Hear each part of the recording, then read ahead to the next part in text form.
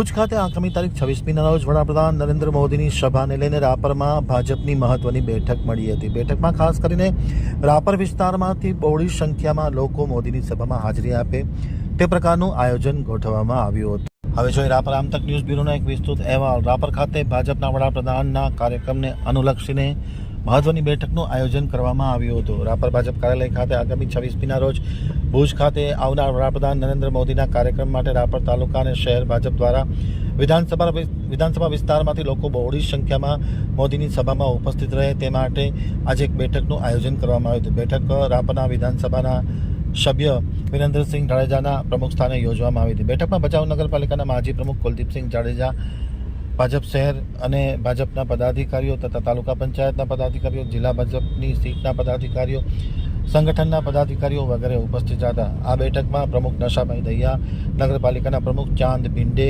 મહેન્દ્રસિંહ વાઘેલા, કરશનભાઈ મંજેરી, કેશુભા વાઘેલા, વિનુભાઈ થાનકી, પ્રદીપસિંહ સોઢા, બબીબેન સોલંકી, નિલેશ માલી, ભીખુભા સોઢા, ભરજ રાધે, મધુભા વાઘેલા, લાલજીભાઈ કારોત્રા સહિતના લોકો ખાસ ઉપસ્થિત હતા અને આગામી 26મીએ મોદીની સભામાં વધુને વધુ લોકો રાપરમાંથી ઉપસ્થિત રહે તે પ્રકારની સૂચનાઓ જારી કરવામાં આવી છે અને વિશાળ સંખ્યામાં લોકો રાપરમાંથી મોદીની સભામાં ઉમટી પડશે તેવી જાહેરાત પણ કરવામાં આવી હતી।